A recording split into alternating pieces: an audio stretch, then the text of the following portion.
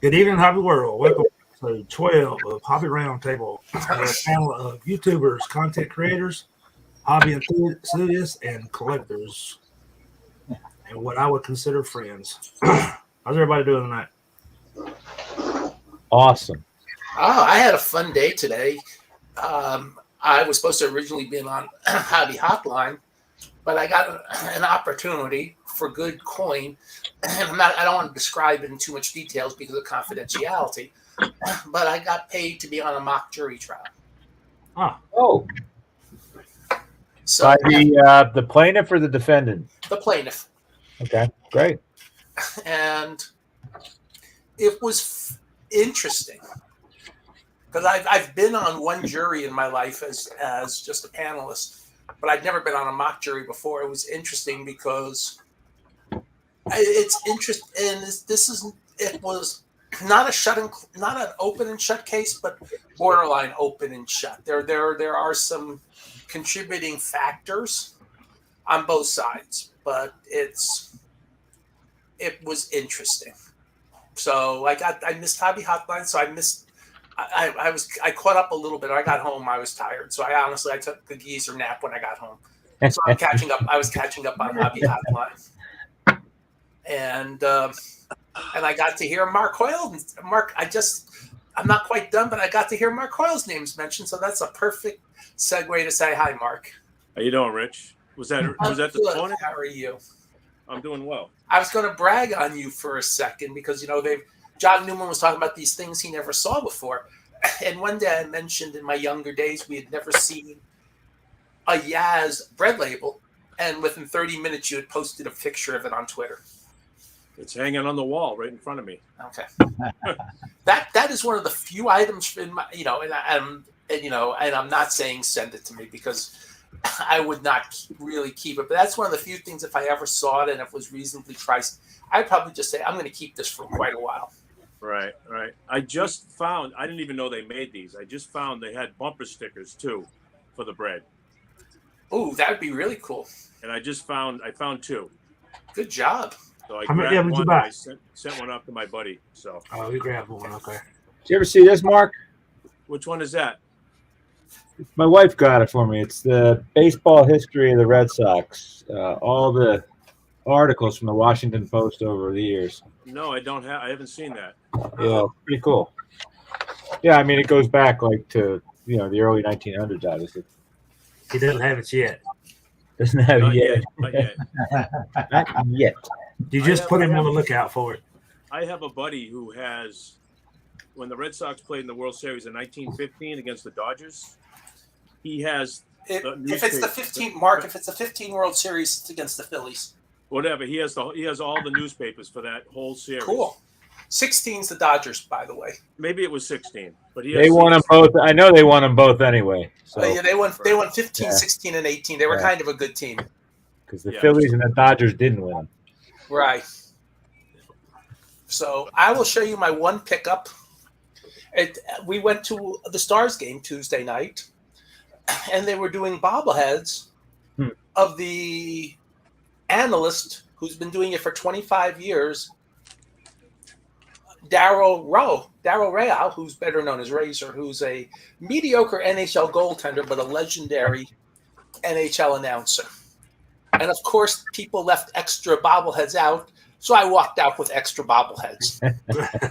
The collector in me says, "Okay, keep one, sell two." Right. The only bobbleheads I have, except for one, were gifts, so I don't chase them. Yeah, they just take up space. And they're hard to transport, right? I mean, yeah. Yes. Okay. Well, I think I may have shown this before. Speaking of bobbleheads, but this is a really cool bobblehead. I'll try to position it. It's the Mike Kramer of Pacific bobblehead. That's cool. This is actually, until those Razor bobbleheads, this is the only bobblehead I own. 1, 2, 3. I'm looking at 3 McNabbs and Allen Iverson and a Ryan Howard. I don't know how I got any of them. I have collect them. I picked up my first one last year. It's the only one I have. So It belonged to my sons, and when the sons move out, I guess I get, they end up on my shelf. Yeah, I have 6. That's it. I see Bo's comment. Bo, you're not the only one that skipped the card show today. When I went for my original plan was to do Hobby Hotline and then go to the small card show up in Denton, about 45 minutes away where Brad was setting up. But this weekend's going to work where I'm not going to be able to go to that small card show. So it's not a big deal. Oh, I see a bobblehead coming. This is Nazo Nosakana. He was the Chibe Lotte Marines fish. And this actually comes off, and there's a magnet on the inside inside of this top, and a magnet up here, and actually sticks. But yeah, he just retired. They just retired him. I don't think he's around anymore. But when I saw this, I had to get it. That's a cool one to get, though. That's different. Speaking of Brad, Rich, he's going to give you some cards that I don't know if he has yet. I sent a bunch to him, and he said he's just going to pass them on to you. You can. Okay, wonderful. Thank you. Well, I'm sure we'll catch up. Nothing great. A bunch of junk wax Hall of Famers. Okay, if it's junk wax Hall of Famers, I'll put them into my donation bins and say thank you. Do whatever you need. Yep. Yeah, cards are cards. I don't even try. And I didn't really publicize until I knew we were going to, even though it would be a much smaller version, do the synagogue show again. And I have 200,000 cards in my office. And I sold an office, a storage unit, and my office again last year.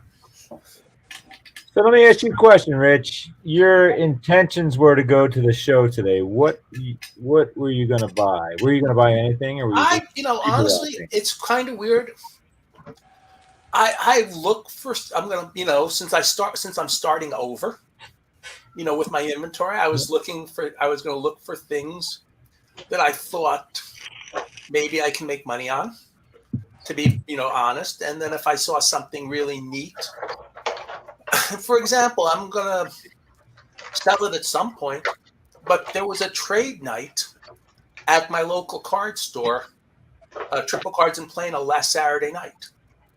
And after dinner, let me get it out. And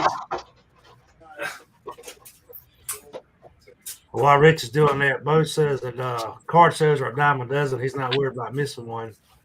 But yeah, I'm going to have to fly across the U.S. to catch a card show in April. Herman, what's the date on that show? What's the date? April 30th. What is it? 23rd? April 30th. April 30th. Okay. Yeah. Okay, so actually it was Friday night after services, and I stopped at the card. It wasn't Saturday. The last time was Saturday, and I had papal permission to stop. But this time, I picked up a really cool set. I've had a few singles over the years from, but I never had the whole set. This is the 81 TCMA Football Legends set. What era does that span? When's the cutoff? Let me turn the light on and see if I can.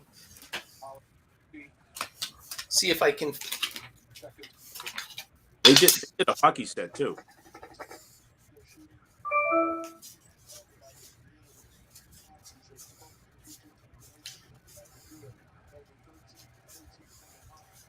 How many? Well, I see Fred Bolitnikoff in the set, so it goes. Okay. Goes to the mid-70s. It definitely goes to the mid-70s. It doesn't go. There are no active players, obviously, because Topps would have had a conniption. But there are all retired players, and they go to the mid-70s. And Ed, your daughter can have her reception at the Sheraton in Madison, Wisconsin. I think there's one ballroom open there now. Right.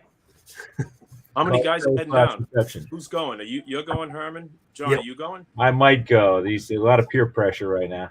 I'm working on it too. Yeah, I you should might go. go. So we can meet everybody. That'd be awesome. Yeah, I might come.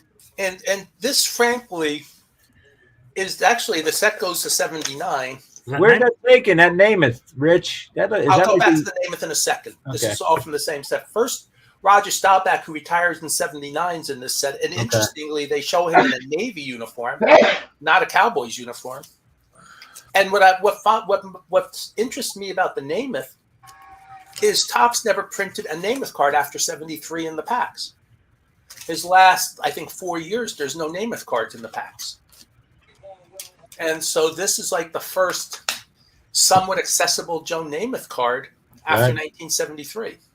Is that an Earl Campbell type thing, or he just didn't have his? Yeah, it has to be an Earl Campbell type thing. And there are other people like that too. In baseball, you have, you have some interesting players that we know about. Maury Wills, and there's some other guys in '67. Mark Hoyle will remember the name Arnold Early.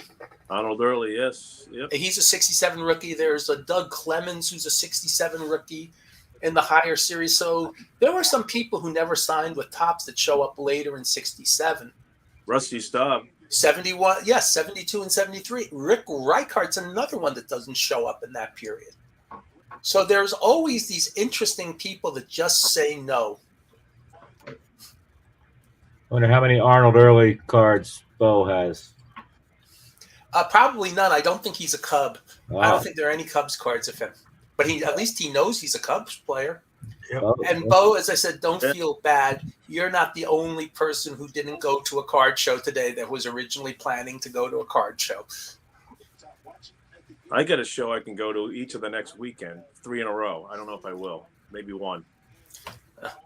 As I said, the next card show for me, unless something pops up, will be the May Dallas card show. Pick you out one of those, Mark, and then come on up to the Madison and make it to the next one. So I might do it. I'm working on it. Hey, Mark, I mailed your part of my trade with all my green cards. Cool. Did you get the stuff I mailed out yet?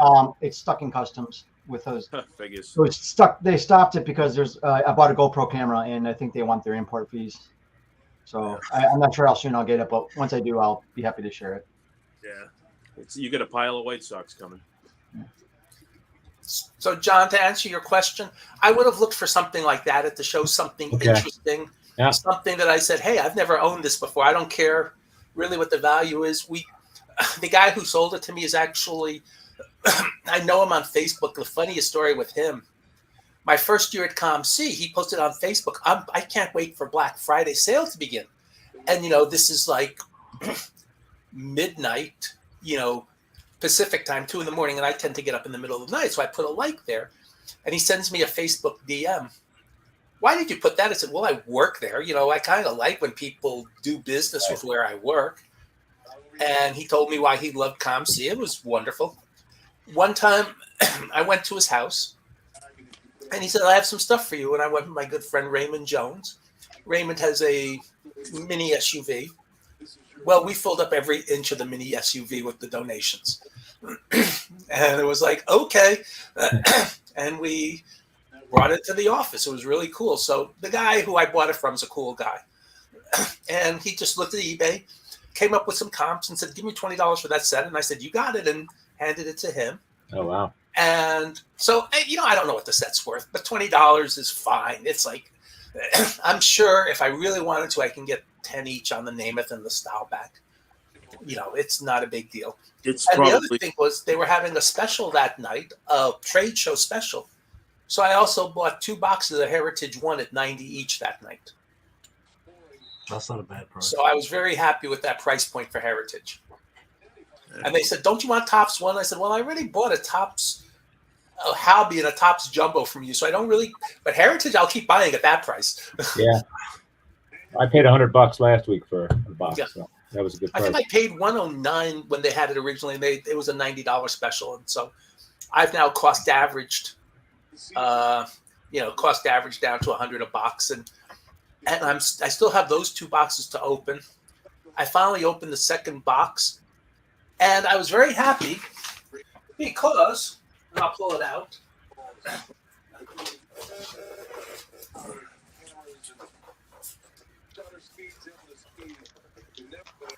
Herman, where are you flying into? Madison or Detroit first or something? I'll fly straight into Madison from Atlanta. All right. But I've got to hit Detroit on the way back. So Delta all the way, huh? Yep. I'm probably going to fly into Milwaukee just because it offers more options. Because when I opened Heritage Box number 2, I got a card, even though I'll eventually put it out for sale. I won't care what the price is. It's one of my favorite It's a stamped version of one of my 3 favorite players growing up. Jimmy Wynn. Jimmy Wynn. So I can't really complain. That'll just be out there. What I'll was put his some name? price indicating I don't want to sell it, and we'll just go from there. Pocket Hercules? Is that what he was?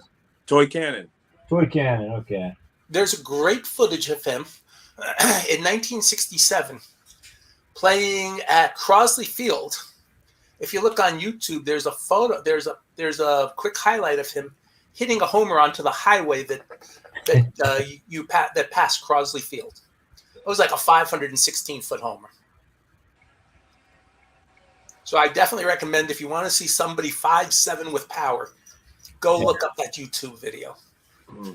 Yeah, he played in that dead ballpark, you know? Yeah. And he had 37 homers that year in 67. I mean, that's pretty impressive. If I remember the stats that year, it was 249 with 37 homers and 107 RBIs. And the thing about Jimmy Wynn, because I know Dr. Becken and I did a tribute episode to him after he passed.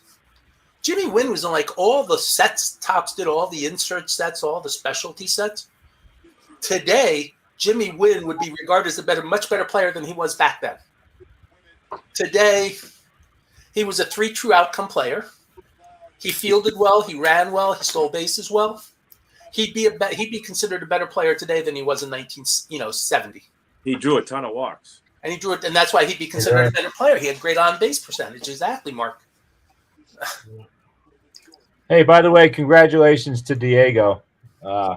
He's probably the only one left in Bo's NCAA pool right now. Yeah, Villanova just won. Yeah. A Wildcat. No, I'm glad.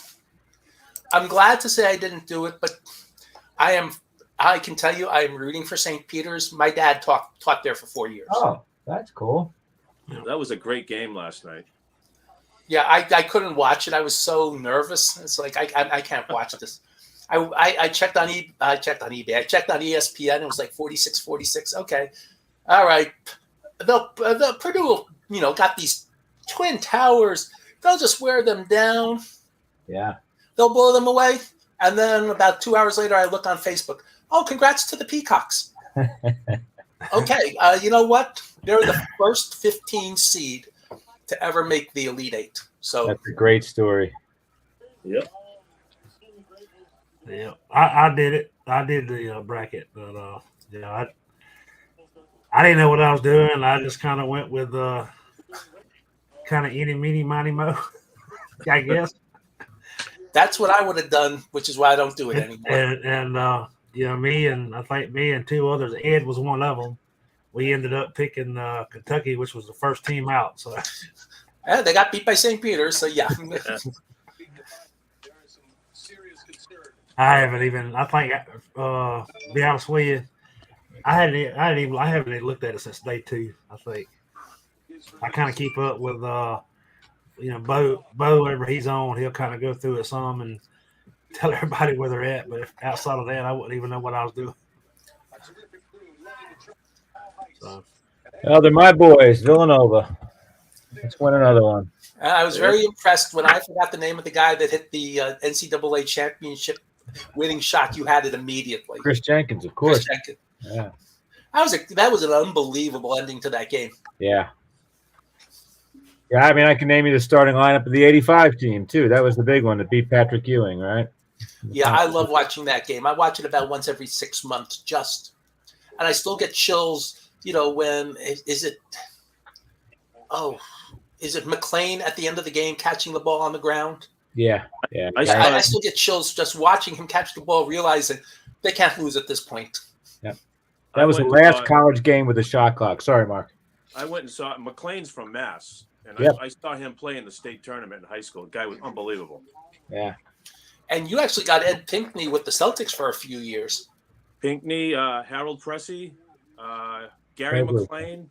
Who's the other guy? Who's the guy that didn't miss a shot that game? Harold Jensen. He's from Connecticut. Yeah. Yeah. My college roommate played against Presley and Jensen. Yeah. Yeah, he was a Connecticut guy. That was a big recruiting ground, Connecticut. They used to get all the players from up there and in the Bronx, you know. He left before Villanova won the title, but a person I had worked with for a couple of years in the 1980s emailed me one day, said, by the way, and he said, do you remember me? My name is Chris Champeau. And, oh, yeah, I remember you, Chris. Oh, yeah, I used to be an assistant at Villanova. Oh. I was like, Made wow. it, because they I think they made it to the Final Four in '78, if I'm not mistaken. Maybe I'm wrong, but he might have 71, but got vacated, right? Howard Right, Porter. 71, they lose in the national championship game, and Howard Porter is the MOP. And that gets, and they erase him from memory. And Howard Porter, God rest his soul, has a terrible death. 78 might have been University of Pennsylvania. That's 79. Paul 79. Little. That's 79 because Columbia beat both. They- They beat both Penn and St. John's that year, who played in the Eastern Regional Final. We beat St. John's at home. That we beat both St. John's at Penn at Levy and Jim or whatever. I think it was Levy and Jim that year. We beat St. John's like 91-79 as Dave Westenberg, who was a hotshot recruit, had like the best game of his life as a sophomore. He never played as well again. He was a decent enough college player, but he was going to be supposedly going to be great. But we beat St. John's that night. I remember he was like 8 for 12 from the field, 1 for 1 from the line, 17 points. Louis Carnesecca, right? Wayne McCoy scored 30 points for St. John's that night. And it was the quietest 30 points you'd ever imagine. You wouldn't even know unless you were keeping stats like I was, because I did it for the college radio station. Who was the guard? Was Cotter the guard? What? Was Cotter their guard? St. John's then? I'm trying to remember. I don't. Bernard Rencher? I think that maybe I can look it up. But, Frank Gilroy was a forward, right? McCoy was a center? McCoy was a center, yeah. Yeah. McCoy was a great high school player. He went to L.I. Lutheran, and our high school played them in a scrimmage because we had a guy named Kim. We all 5 people from my high school that year ended up playing some level of college basketball, including this guy named Kim Belton, who, when he graduated from Stanford, was the all-time leading scorer and rebounder, and frankly, because he got drafted by the wrong NBA team that preferred white guys, the Phoenix Suns, he got screwed out of even a very short NBA career. But don't feel too bad for Kim. Kim has been an ESPN producer for like 30 years. So I don't feel too bad for him on that level. And one of the great stories I heard, because, Roone Arledge at the time was, the ABC honcho, and he and Chet Forty and some other people were all Columbia grads. So trying to get Kim to go to Columbia, they wanted to interview him, hey, let's see if we can get him a summer internship. We'll get him in that way. Well, the story I heard is Roone Arledge, after meeting him, says, I don't care if he doesn't go to Columbia. I'm hiring him anyway. Well, John, And that really, and I'm glad because Kim was a really good guy. no, I told you I picked up 63 of the I'm glad. points I needed for the 80. So yeah. What are you down to now? Did I tell you I picked up the Aussie Yeah, I saw that. Yeah.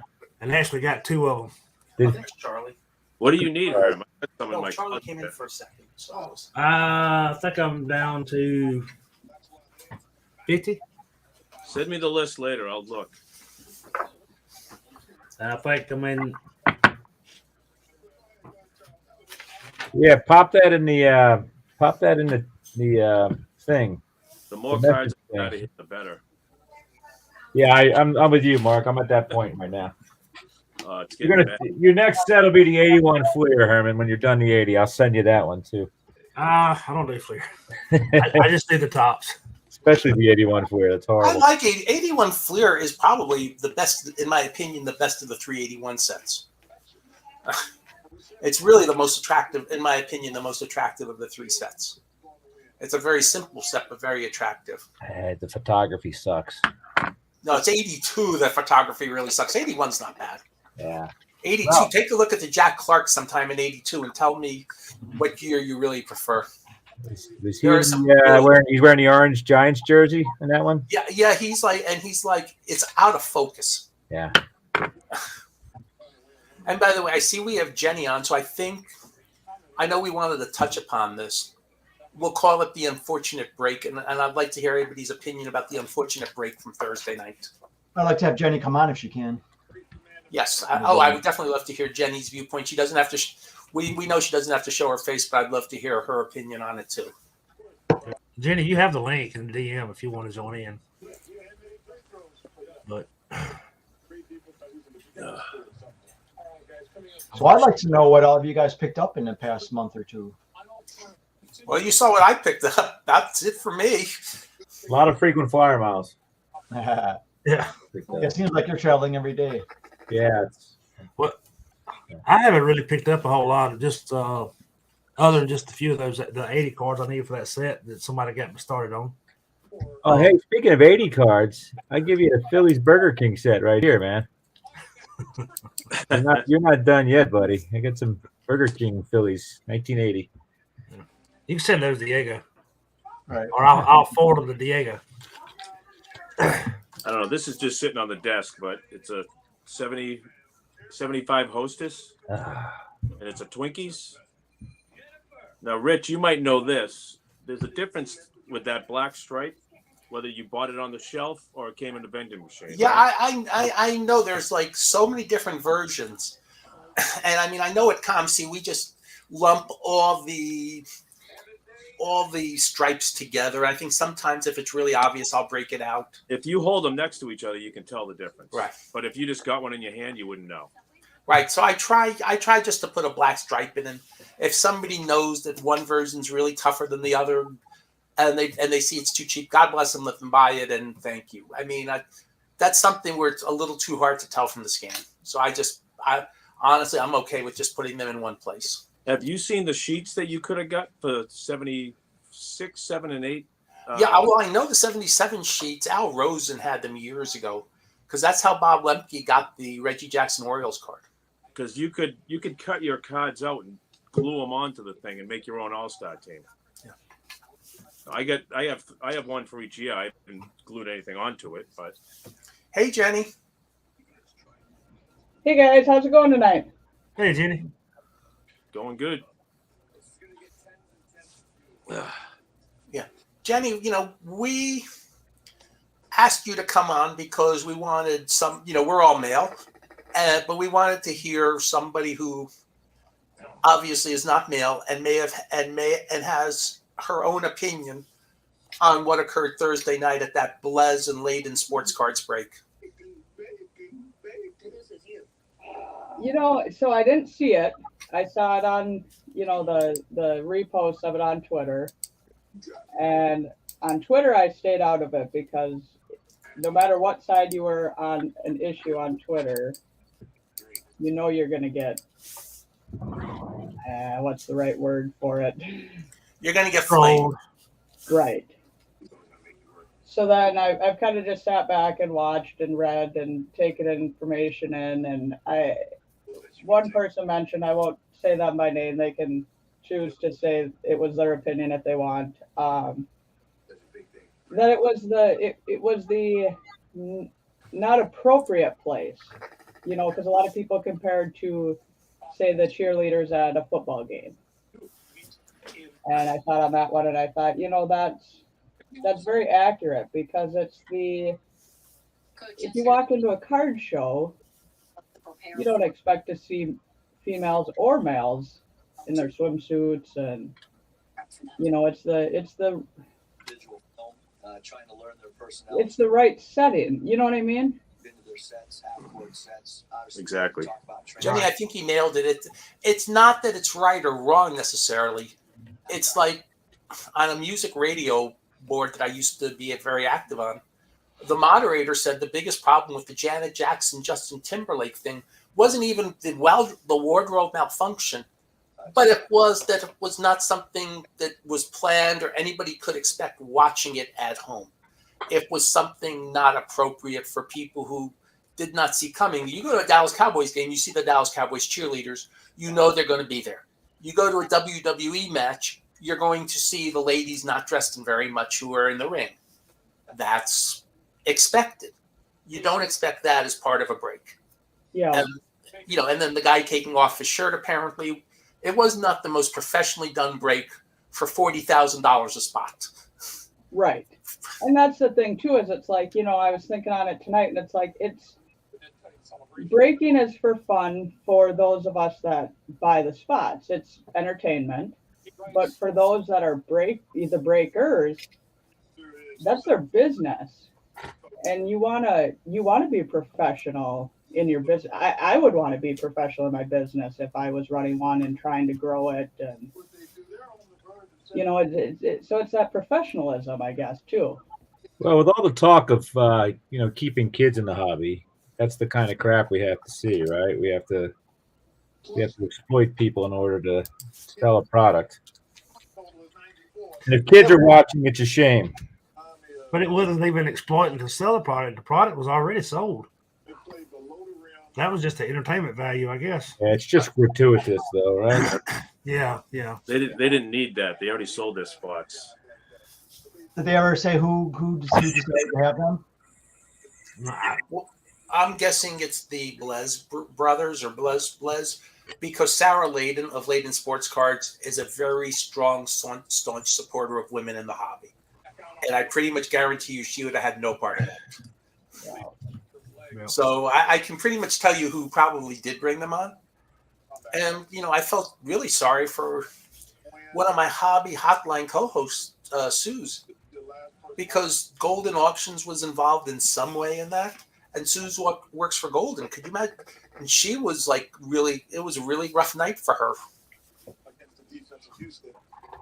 Yeah, and that That's was what's interesting too. I don't know the full details of that break in particular, but I've heard that it was kind of sponsored by some companies and whatnot. It wasn't just your average guy breaking out of his basement, and it's like, how do these companies feel when that's what happened? You know what I mean? Because it does reflect back on a company if they have their logo on something. That's what somebody does. I've ridden for GTS, and the people I deal with at GTS primarily are Rob and Ivan. Well, I will tell you, both Rob and Ivan are very, very family-oriented people. I mean, the fact that GTS was a sponsor, I'm sure, gnawed at them a little too. It is business, but I'm sure they weren't thrilled either. Yeah. And I know that from talking to both Rob and Ivan. They're both very, very family-oriented. Yeah. Yeah, and I think maybe one portion too is, and this is thinking outside the box, is for some of the women in the hobby, they may look at it like, is that what the guys want, in a sense, where say it's a new female coming into the hobby this year, and that's what she first tunes into for a break. Does she then get that sense that this is what the males of the hobby want in the hobby? Are they here for this and not just for the cards? And now does that leave a sense of, boy, do I even want to go attend a card show? Do I want to walk into a card shop? Do I want to interact with the guys on Twitter? It would be stereotyping males, obviously, but it would be that sense of, if you're fresh to the hobby, what's your thoughts then as a female entering it now? You know what I mean? Yeah, actually, Jenny, I wanted before you were going to give your opinion, I was hoping you can explain or tell us about your collecting experiences, like when you started and everything. When I started really getting active, like in online, you mean, like joining? Well, I mean, like when you started collecting cards. Well, when I started collecting cards, it was more just a me thing, and that was for about 3 years, maybe 4 years. Kind of just, did it at home, and would pick up some lots on Craigslist and interact with a few people that way, but it wasn't much interaction with anybody locally and nothing online. And then it was about the 4-year mark of being back into the hobby where I thought, well, I'll join Twitter because somebody had told me, you can find all kinds of things on Twitter. And so I thought, well, maybe I'll find some collectors on there, and saw more than a few on there. But that's when I started doing card shows on. I think I started Twitter, and then about a year after that is when I attended my first card show, and then started finding some card shops. So a card shop is about 45 miles from me would be the closest one. Wow. So yeah, I'd say it was probably about 4 years ago when I started really getting involved in the hobby in terms of interacting with people outside of just doing it as my hobby. You know what I mean? Yeah. So Jenny, what when you say when you first started going out and going to shows and hobby shops, what was your what was your take on the experience you had then, as far as the way you were dealt with, or Yeah. I was hoping I was going to ask the same question.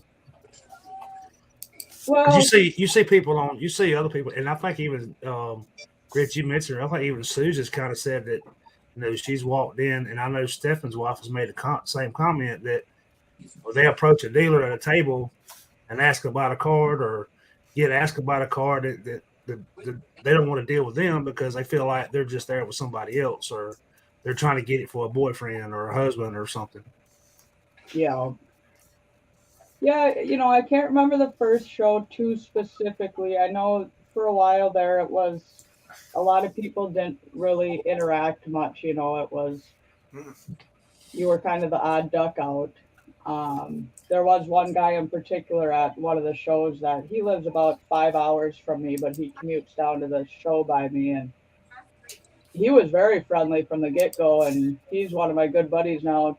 Even just today, he was texting me from the show he's at up in Fargo, showing me how busy it is up there, and talk with him very often at all the shows. And, then there's a few other guys I'd start talking with. And then one of our card shop owners here, well, he doesn't own the shop anymore, but he used to, very friendly guy, and he would set up at shows. And so he would interact with me. And I think that kind of changed the pace of the guys started seeing that I was getting known within the hobby here, and so now when I walk into a show, majority of the guys will talk with me.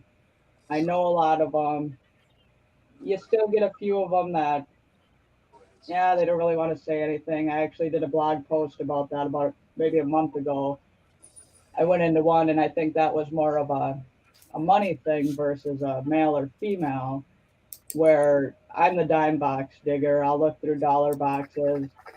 I'll look at your high-end cards and tell you they're awesome, but that's not what I collect or can afford.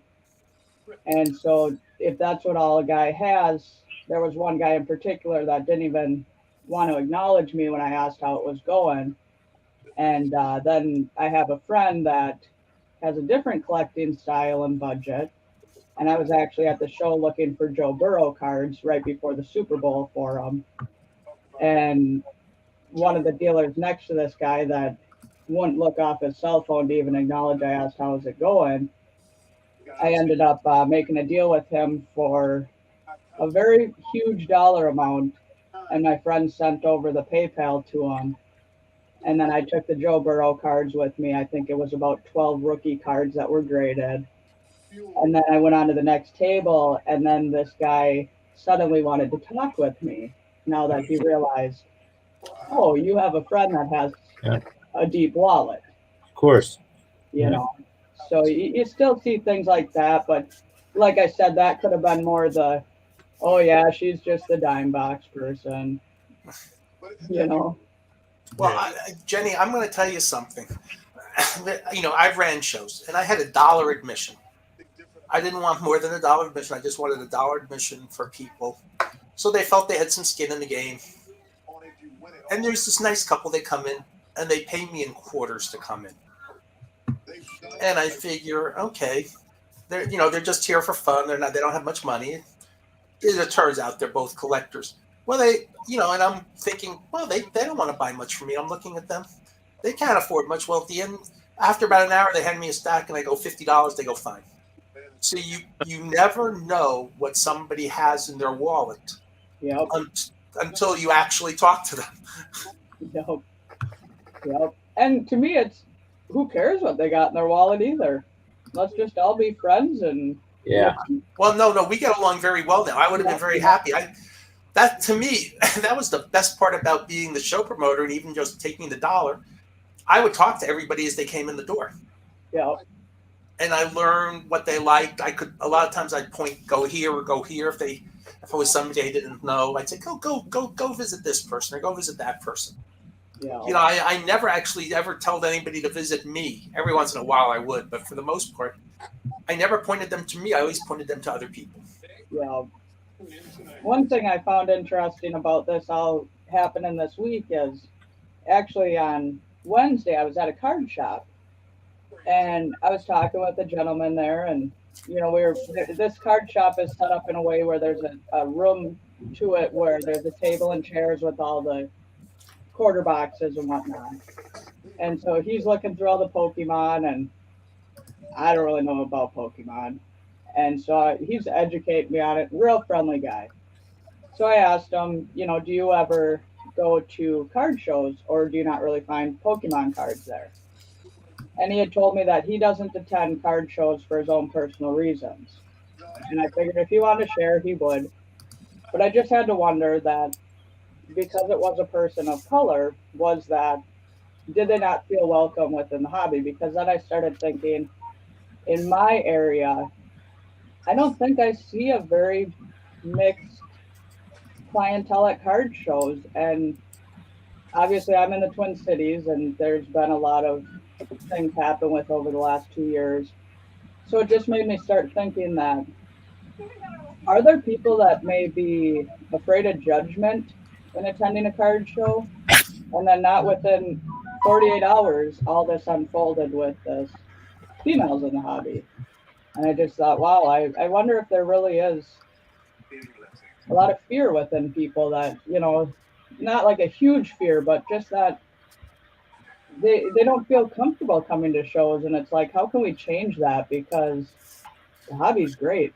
We want to make everybody welcome. Rich, who is the promoter in Philly? Yeah, Joe Drellick is the owner of that company that does the big Philly show. I've known. No, not Philly. I'm sorry. The one you guys used to go to. I guess it was up in Westchester County. That's Jimmy Ryan. I thought there was a female lady who ran that whole thing. Originally, that was Gloria Rothstein in the 80s. And was the vibe any different with a female in charge, do you think? Gloria was a no-nonsense promoter. She tells a hilarious story the first time she ever ran a show. You know, she was used to, let's say, the more erudite things of jewelry or coin shows. She wasn't quite used to baseball card shows. And to be honest, many baseball card vendors in those days lugged in these big, heavy boxes. So you're building up a sweat no matter what you do.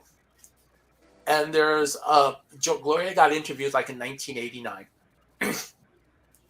And she said after the first day of the show, the place smelled like a high school gymnasium. Of course. And she went out and she bought, we didn't have Sam's Clubs near the show, but she probably went to the local supermarket and she bought them out of Dial soap or you know, Irish Spring. Every single table had a bar of soap behind the table the next morning. And she immediately reminded people the institute of please dress professionally for the show. And what that meant was no t-shirts, you know, like try to dress in collared shirts and, you know, slacks or attractive or nice looking shorts. She was very strict about that. And her husband, Sam, and neither of them was the promotional genius.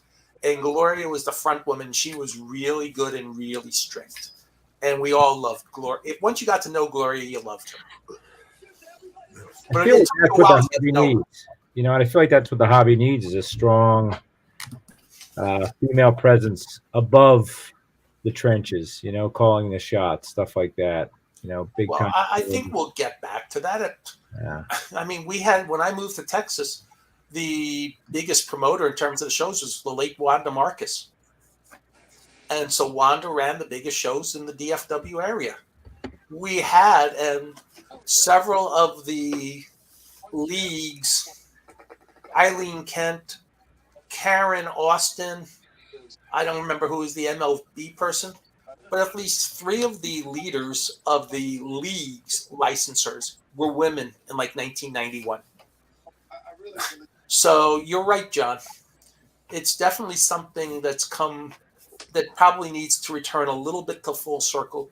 But I see a lot, our fellow Hobby Hotline co-host, Sam, has a great show called Women in the Hobby. Yep. I'm a big fan. I'm a fan. I tell people I'm a fanboy. I'm a 61-year-old fanboy. I love it too. I listen to it all the time. And Sam does a great job promoting the hobby. And we need more people like Sam, like Suze, who was a trailblazer, like Emily at Tops, who's doing Emily's interviewing all these people, and she's not dolling herself up when she talks. When she interviewed, let's say, Dale Murphy or Ryan Sandberg or whatever, she's looking just as if she's Emily, which is great. That they're willing to put her out like that, which I think is wonderful. So I think we need more of that. Well, I promise that when Jenny does her first show as a promoter, I'll be there. I'll fly up there. I think she just fell out of her chair. I think she's muted. I don't know if she responded or not. That's Well, remember, she says she's on a plane, so we also have to be cognizant of that. No, I was on my phone. Multitasking. Yeah. No, I mean, I think you read my comment earlier as I was on a plane. Yes, I did. Yeah, when you guys asked me to join in, I don't know how to join it from my phone. I'm not. You give a car to me, and I could take your engine out and put a new one in, but technology. Yeah, you was talking about women promoters. Yeah. I remember from 91 to 96, here in the next town over from it, Royston, Georgia. Of course, everybody knows is the home of Ty Cobb. They had there was 2 women in there that was putting on the Ty Cobb Memorial Card Show from, I think it was 91 to 95 or 91 to 96, and it the first year was like 75 tables, and by the last year they was up to 250 tables. And it was a pretty big show, and it was ran great. I mean, nobody had the issues. It was well run, well organized. I mean, and by the way, John asked me about Gloria Rothstein.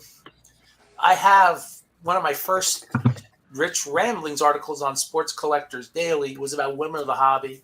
And then I did sort of a follow-up, 8 years later, for Klein's Corner on GTS, where I talked about different women. I will say one thing about, at Beckett, we didn't have very many women who did pricing, but we had a lot of women running a lot of things at Beckett. It kind of worked pretty well. So it's the way the world should be. More women should be running the world, and we should just be along for the ride. Pardon my rant.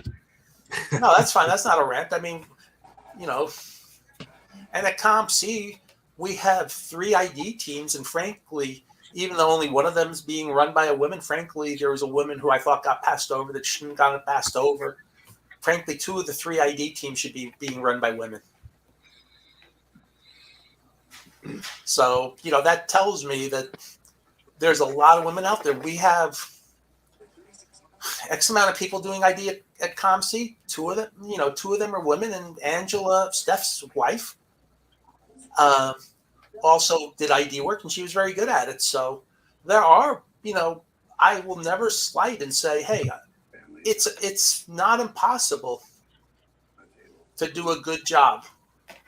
And it actually increases, as the saying goes, your talent pool. Yep. all right.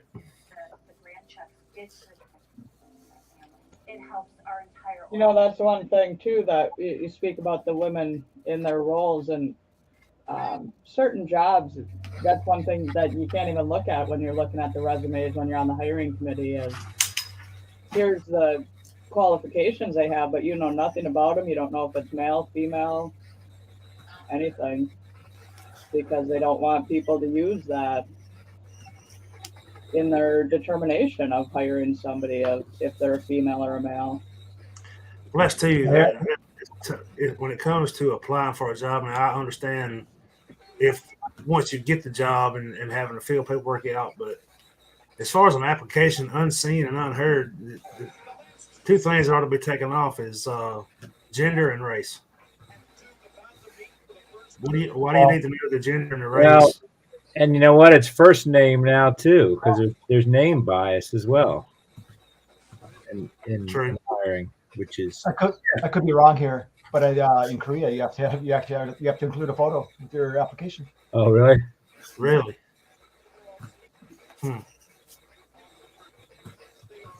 Yeah, I mean it's interesting because unlike Jenny, you know, most of us. Well, I shouldn't say that because the only place I've ever experienced racism was in Japan, but it wasn't, you know, it's not something I had to live with 24 hours a day my whole life. So, you know, we really know, as a white man, you really know very little about what other people go through during their day, whether it's women or minorities.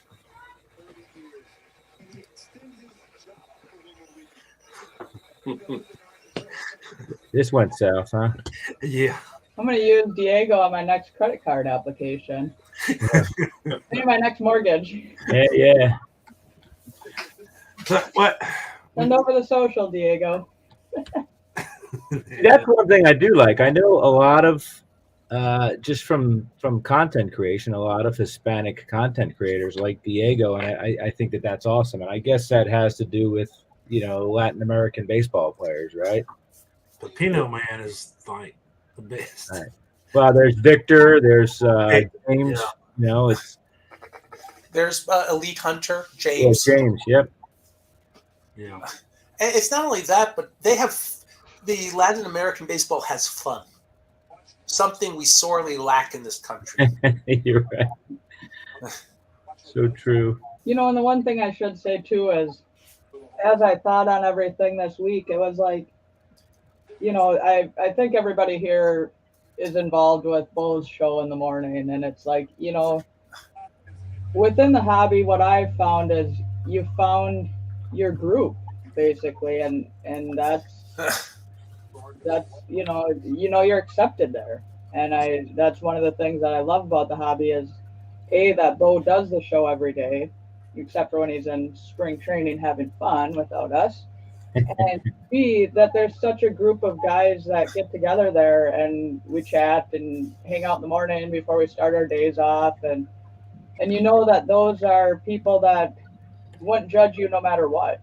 You know that if something were to be directed at you for being a female in the hobby or be directed at you for whatever it may be, you have that sense of, you know, those people have your back. Whether you've met them in person or not, you know that's kind of your group of guys, and that's one thing I really appreciate about all you guys.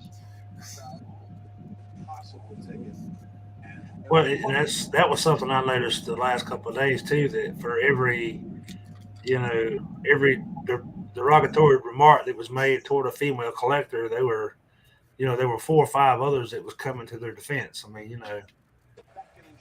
It's a select few doing it, and it's too many. One's too many, but at least there is some out there that's willing to, like you said, you know, have your back because you're part of their group, and you know. And Jenny's absolutely right.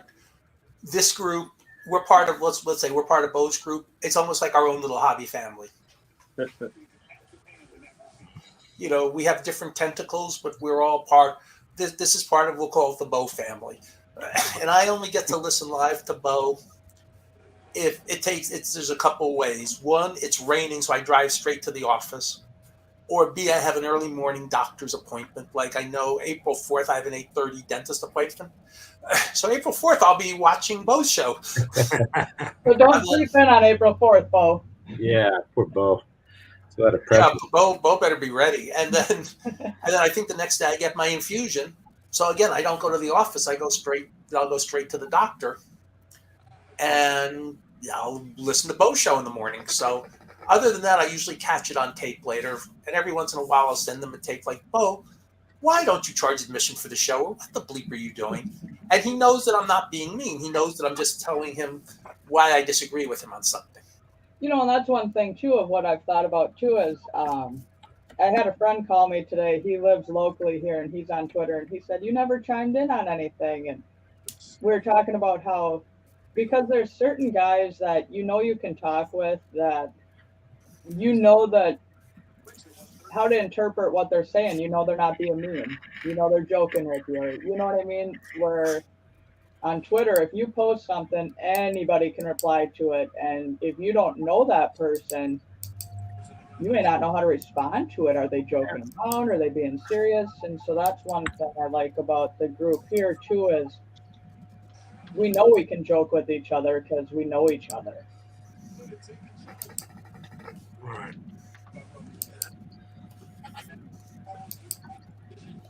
Well, moving on. Since we got, I know Jenny's going up to the Madison show. John's a possible maybe, or John's going. maybe definite. What's going on here? I better look to see if there's some cheap flights to get in and out in one day. Come on up, Rich. And then Markson maybe. Maybe. But Zach's going. Mark. Everybody, all y'all know Zach and Porter. But I've already worked out a trade with him to do there at the show. And if in any way possible, I'd like to try to work out a few more with anybody else that's planning on going up. So even if it's just, team for team or something somebody's looking for, let me know.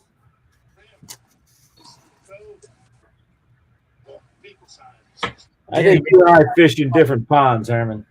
Well, yeah, kind of. Maybe. One of them old wooden rods, buddy.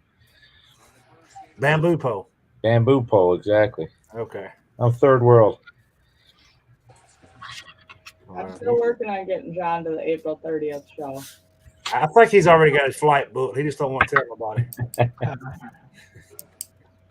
That's the problem when you have like flight credits and rental car credits and hotel credits. There's no reason not to go, right? You gotta use them. So you do a lot of flying for work, right, John? Yep. Did they let you accrue all the Yep. miles? Yep. So that's my wife's got a friend like that. She accumulates all of her frequent flyer miles through her job, and she uses them to take these just last minute trips to wherever and sees the world basically. So, and all she has to pay for is a room when she gets there. I tried to give it my wife. She's flying down to Charleston, South Carolina with 3 of her friends and this summer. So, they're talking about flights and this and that. And I said, just pick a flight and 100,000 miles and that's it. It's no money in anybody's pocket, That's not too far down the road for me. No, there you go. You want to show them around? Are you going to be the Uber? No. My wife actually has a cousin that lives down there. Oh, yeah. Yeah. It's a nice town. Yeah, Well, sure is. John, his wife doesn't have a sister, but she's got a cousin.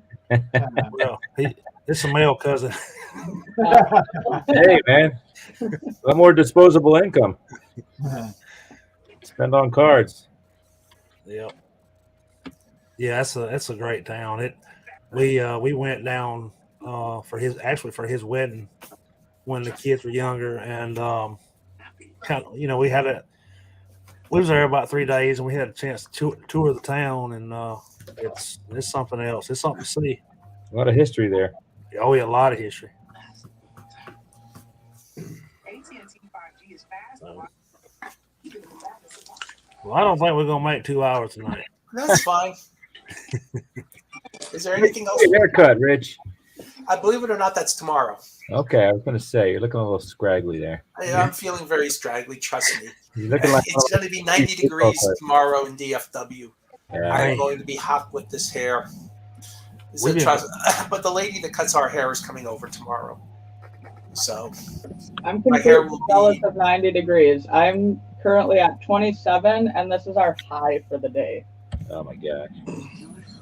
I thought- 90 is a little high for Dallas this time of year. It's usually 80s normal, let's say warmer than usual. 90 is very high. But Jenny, we really appreciate your input into that discussion, because I think you were very wise to stay off the Twitter discussion too. Yeah, thank you. Yeah, that's usually my philosophy when it comes to something like that too, because it's like you said, you jump into something like that, you can't say anything right. Oh, I was fine saying what I said. Somebody trolled me and I paid no attention. Yeah, You know, it's like, okay. you're always going to have those. Right, it wasn't a big deal. And the funny thing is, he was trolling, saying about Topps objectifying women. It was a Panini product that caused this whole thing. He should have said something about Panini. Oh God, I know who you're talking about. Yeah. So Okay, I- thank you. I didn't even see the post, but I know exactly who you're talking about. Is that your burner account, Herman? No, Okay. no, Herman doesn't have an attic, I suspect. no, I don't. The guy's got more names than I've got toes and feet. By the way, So Herman, he did you was- see Freddie Freeman's first at bat with the Dodgers, or are you not tuning in? Was it his first at bat or just his first home run? Well, he didn't have a home run his first at bat. He did. No, he did not. Okay, I was going to say I didn't think it was his first at bat, and I knew it was his first home run, but Oh. yes, I did see it. I've seen it multiple times because I've had several people send me clips and videos. You should keep doing it every time he hits a home run or does something with the Dodgers. it's going to happen all year, Herman. Well, All I mean, right. and the bad thing about it, it wasn't anybody on here or anybody even off of Twitter. It was like Not yet. people I work with is doing it. So Perfect. Well, you just gave us all an idea. Exactly. Thank you. Thank you to the folks at your work. Still, Fun summer. anytime Bucky Dent is on Twitter for anything, I always get tagged. Who? Yeah. Oh, God. Anytime his name popped up there, 3 people tag me. it's like Fergie Jenkins. Every time he comes up on Twitter, I tag Bo. Bucky Dent, I've met Fergie at a couple shows. He's really cool. he's great on Twitter too. Oh, he's always giving away autograph stuff and everything, and that's usually what I'll tag Bo in. You know. No, I'm a big fan of Fergie's. I can't remember why I started following him, but Well, you're also a fan. Obviously, you're a fan of Dale Murphy's. I follow him on LinkedIn, but not on Twitter. Interestingly enough. What's he Yeah, doing I saw- on LinkedIn? Well, because he does speeches, so he promotes. Oh, you know, okay. I yeah, got he is a what do you call he promotes the company he does speeches for. Yep, I got you. I got a comment from Fred Lynn the other day. I had posted that my new granddaughter's name was Macy Lynn. So he wrote me and said, "Congratulations from another Lynn." That's Yeah. awesome. Just out of, I follow him. He doesn't know who One of my favorite things on Facebook, and John will know this better than anybody else. Mark may know this too, because it's a group from Boston called Orpheus. Yep. They had a wonderful song called "Can't Find the Time," written by Bruce Arnold. And there's a PBS type taping of him doing it in 1969 with Orpheus on one of those. Orpheus. Yeah, I have the album Orpheus. Yeah, but "Can't Find the Time" is one of these all-time classic songs. And I posted it, how much I loved it, and I got a like and a comment from Bruce Arnold. And I tell you, that really made my day. Yeah. I mean, I think that made my day more than getting a comment from any athlete. Well, I had Mr. October himself liked one of my comments. when I called him the second greatest athlete in Philadelphia history. And I was ready to. That should have been my walk-off home run. I should have just closed my Twitter account after that. And obviously, Wilt is the greatest athlete. Exactly. Okay. Exactly. Yep. And I think he recognized that as well, Rich.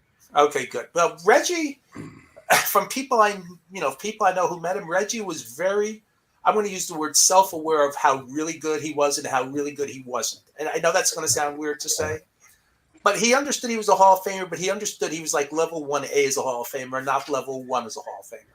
Right. But he was the greatest baseball player of the 1970s, and you'll never talk me out of that. I think you're right. I mean, the made that decade. 5 World Series championships is pretty darn good. Yeah, and I mean, on and off the field, the way it opened the door And of for course, us. the candy, with the candy bar, it unwrapped itself and told you how good it was. Yeah.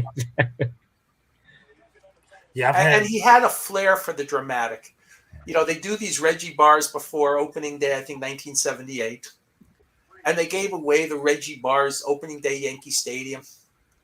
And Reggie hits a homer.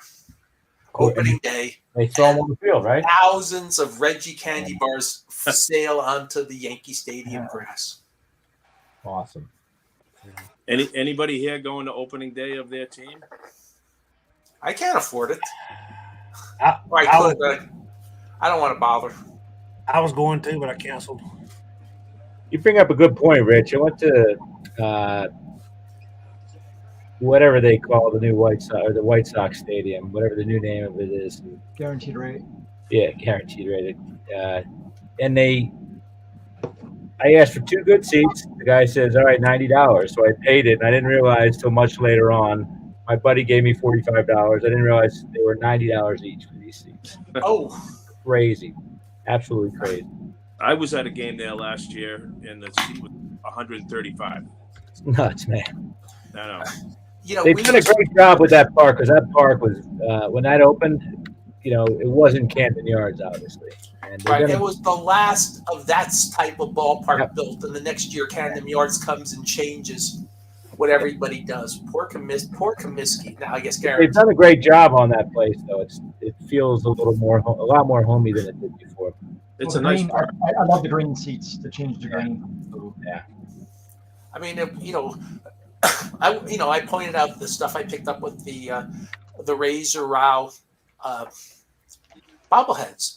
The only reason I went to the game was like Jewish Appreciation Night for the Dallas Stars. I mean, our tickets were way upstairs. They were good. They were behind a goal, but they were, if you were outside, you could wave to the planes flying by. Right. But they were $10. It cost me more. Well, we all gave the guy $10 each to park the car. It was $30 to park the car. And my brisket beef mac and cheese and my soda was $21. Oh my God. It cost me more for everything else than it did to actually go to the game, which is great and bad at the same time. I'm a big fan of. We had Twins tickets. I think it was 2019 or 28. It must have been 2019. They were saying $5 for tickets. So I bought 2 tickets and brought somebody with me, and it happened to be a game they played against the Angels. So I got to see Trout and Ohtani for $5. Oh, not bad, huh? Right. In the 1980s, $90 tickets, and it's like I think I could probably get tickets for I think they're like $15 right now for some seats to Target Field, and I guess that's a bonus of having a team that sucks.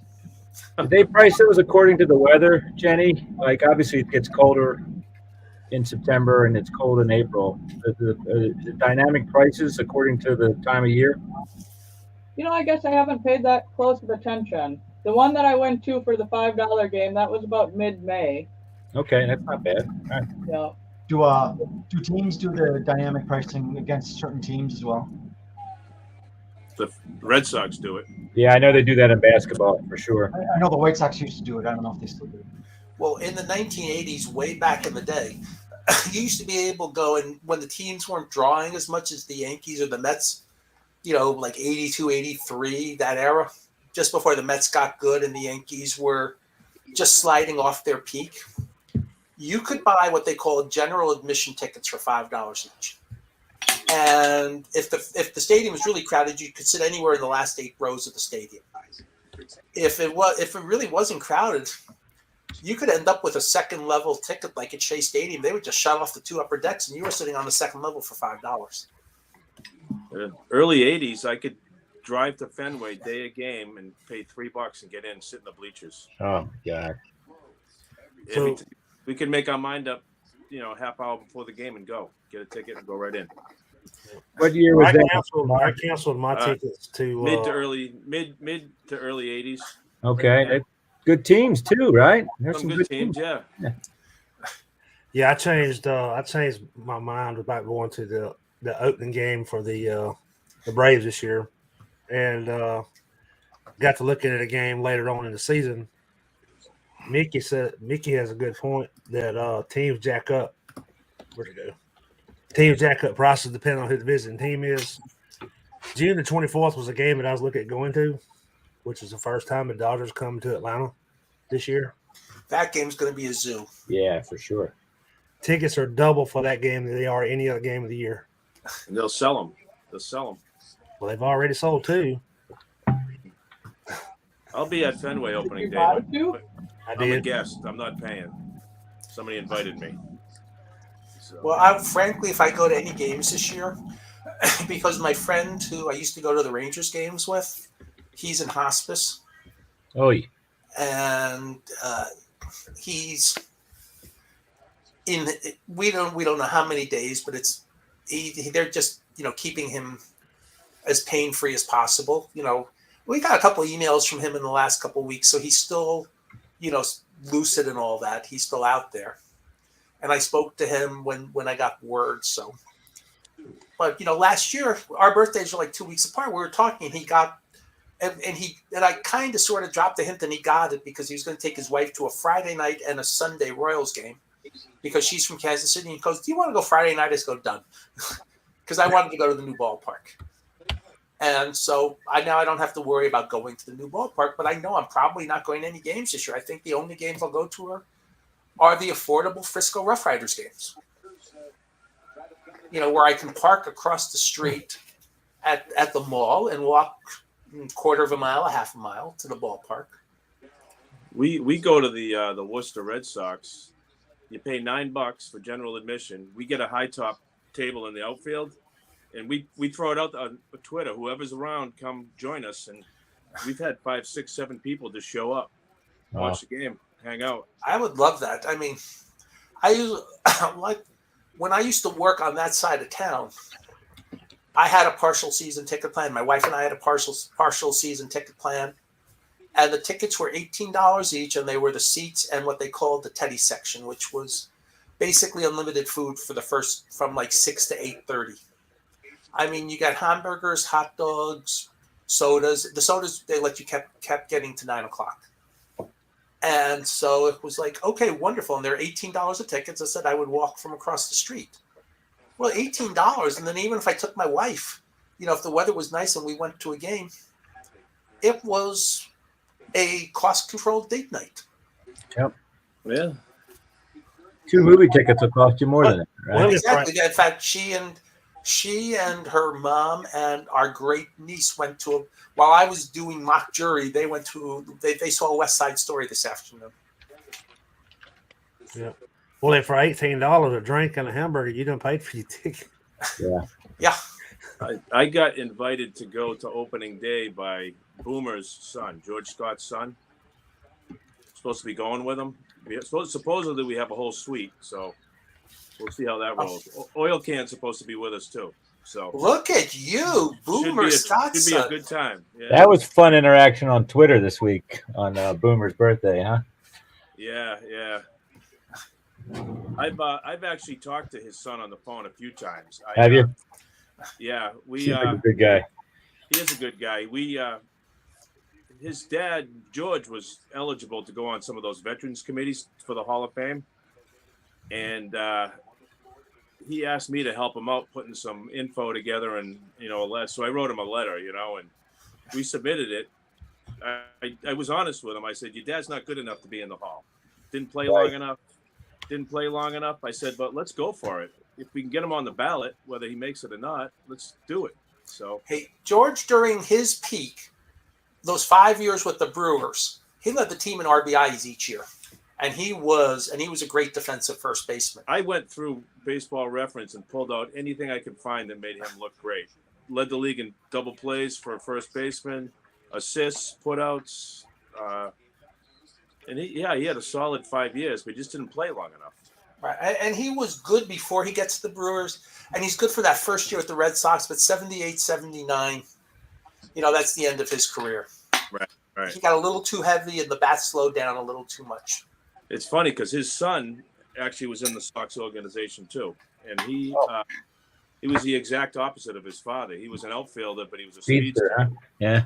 And he made it, I think, to Double-A, and he hurt his legs, and that was the end of that.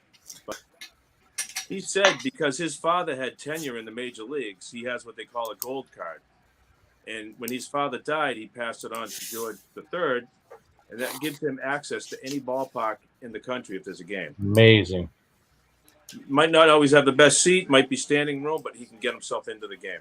What a perk, huh?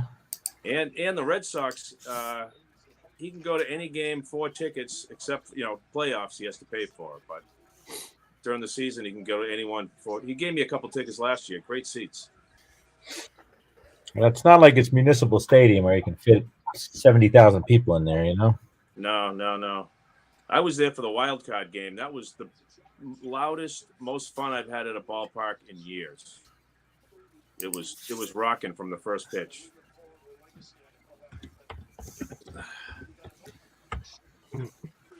What are Korean games like? What's that, John? What are Korean games like? I could bring my own beer, my own food. $15. Well, it depends on who you're playing. Samsung is near me, so I'm a Samsung Lions fan. But if I want to go to a game, I can get a good seat for $15, $5 for outfield. Some could be up to maybe 30, depending on if you're up in Seoul. But I could bring cheerleaders. However you view it. And there's actually a male chairmaster that leads in song chants. Each player has their own song. They all have their own movements. When you're talking about the Mexican League stuff, it's same in Asia, in Japan, and China. Yeah, I know Japan. Taiwan, Korea, they all have it. It's a lot more fun atmosphere and cheaper. Constant noise, right? The whole game through. Yeah, pretty much. No, it's enjoyable. All right, guys. Well, I appreciate you joining. Okay, well, thank you. Thank you for doing this. And we'll try it again next month. It'll be before that'll be before the Madison show.